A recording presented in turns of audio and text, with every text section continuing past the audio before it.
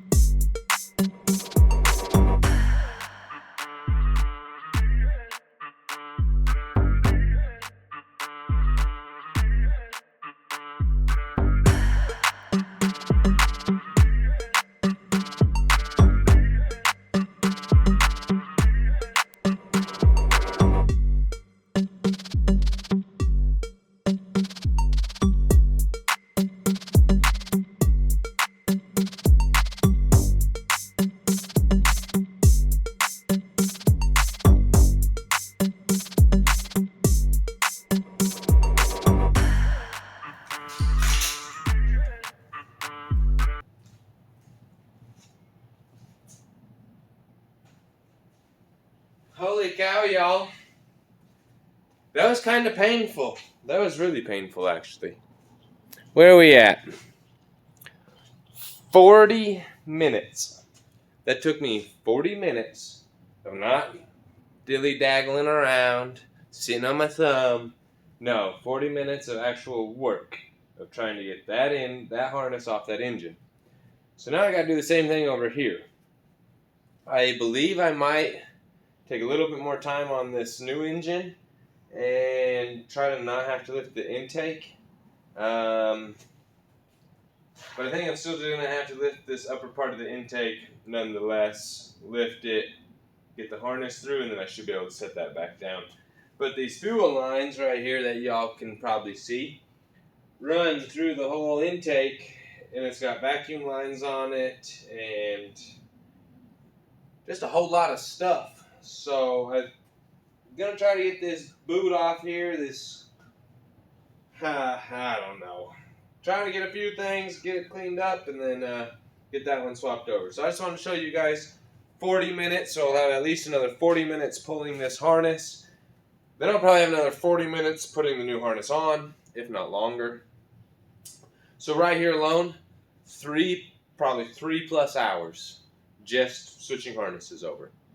So y'all that, oh, you can do it for cheaper, and oh, it should be done cheaper, and I don't understand why it's so freaking expensive. $160 an hour at 3 hours. Y'all do the math. I mean, it's pretty easy. You're talking $480 just to have me switch these harnesses around. You gotta pay to play, y'all. You gotta pay to play. I'm not here to bitch and moan and complain and say this or that. But if you can't do it yourself, you just gotta pay what it's worth. $480. Let's go. Shit's silly, y'all. Just took me 40 minutes. I recorded start to finish, no lollygagging. 40 minutes to pull the harness off this engine. I got it off. It's right there. Now I got to pull this one. We're talking like probably 3 hours to switch harnesses, charge pipes, a few other things from this engine got to go onto that engine. I mean, that's just silly, y'all. Silly, silly. And why would you run your dang fuel lines in and around and weave them around the dang intake? I can't even take the intake off because these fuel lines are in the way. Suey problems. I'm so glad I don't mess with these things. Oh my goodness, y'all. So as you guys know, that one took me 40 minutes. I'm about 2 hours over here. Yeah, I'm not feeling it. What a headache. I did not want to loosen the intake, and then this engine has a whole bunch of other stuff that engine didn't have. And I still got ways to go. I still got to get the clutch off that one, get the flex plate off of this one. I had to plug some EGR stuff back here, remove all the EGR stuff, which is this, and kind of keep going from there. This one didn't have this. This is Japanese, that's American, so I'm just making this one match that one. See that little white check valve right there? I got to take that hose and put over here. A lot of little stuff has to be kind of swapped around. Like these are different. They're the same but different, so I got to use that lower one. I think I got to use that hose. I got to use that one over there. Put this on, that's our harness. But anyways, it's getting stripped down over here. Hopefully I can feed this harness into there and slowly start getting this thing all put back together. At least I'm done with the oily one for the most part. You can just see the difference. That is much better. My hands will be thankful. But this one, I loosened the intake on. This one, I did not. I did not have to break that intake gasket. It was a pain in the neck. Cut my fingers open, but hey, we're gonna get it, y'all. So I'm gonna work on getting the harness back on. Again, something you guys probably don't want to watch or listen to me cuss and fight. But I will catch you guys when we're getting ready to put this engine in that car. I did look at the timing belt and all that good stuff. This thing looks to be in really good shape. So this engine should be a good one for him. It is an EJ20 just like this one. EJ20, EJ20. I got to change this sensor out because they use a stud. We use a push post. Just all sorts of different little things. But let's go. Y'all are going to get so much bitching from me. Oh my goodness. I don't think you've ever had this much bitching. But I got to do the EGR delete. I didn't realize I had it on the turbo side. And see that bolt down there? Yeah, that's the one I got to get. And there's just no good way to get on it. Look how good this is. Yep. And then I got another one that I got to get down in there. Yeah. They like want you to take the turbo off to get the EGR bolts out. It goes right there. So I got to block that guy up. Hey, yeah, I thought I was almost done. Alright, y'all, we're back on the Subi. Had to wait for the clutch to come in. So we went ahead and got the new clutch. I'm going to go ahead and throw that guy back under the car. I was just comparing it, and it is the same. So we're going to throw the new clutch on there, get it all buttoned back up. I got my boy Pika coming over. He's going to help me slap this thing in, and then hopefully we can go ahead, get this thing running, and wrap up part 3 here. Hope you guys are enjoying. Let's dive in. Let's get this clutch on this thing. Let's get this engine put in. And right now, I just removed the power steering pump so I can get this boot put in. It was kind of a bugger to try to fight it with the power steering pump there, so I just went ahead and removed it. And now we're just going to go ahead, slide that sucker in there, and get it tightened down. Get those hoses put on there, and man, I'm ready to get this one out of here. Let's go.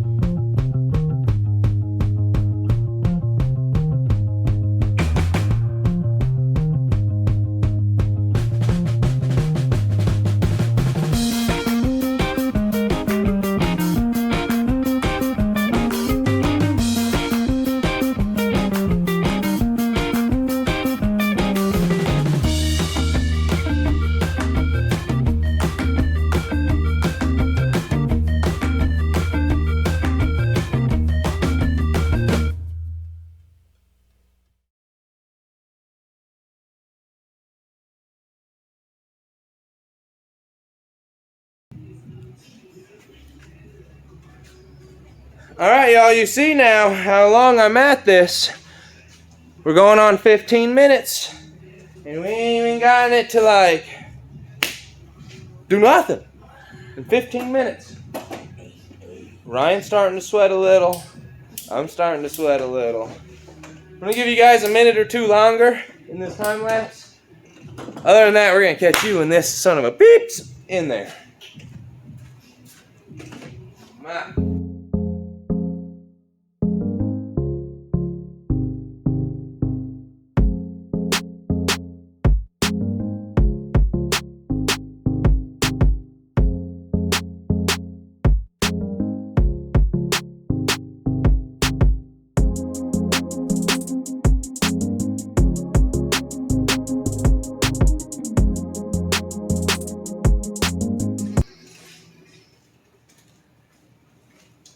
All right. 40 minutes, y'all. Mike dropped. Like, can you believe it? And I ain't even done putting the damn thing in. It's taking 3 of us. 40 minutes? Oh, hell no. I'm clocking out. Y'all are on your own. I'm out of here. All right, y'all. Anyways, we're going to finish setting this thing in here. Good thing you guys don't have to watch 40 minutes of me getting mad. And Ryan frustrating like this. He told me the other day, Taylor, don't get mad at the Subi. Now he's getting mad at the Subi with me. So it's all love in here. It's all love in here. We're going to tighten these bell housing bolts down. I finally got that thing, I think, to start sucking together the way I'd like it. He's going to tighten this side. I'm going to tighten the other side. And then we should be able to set the engine down, hopefully into the mounts where it belongs. And then, hopefully it's done. Hopefully. That's fine.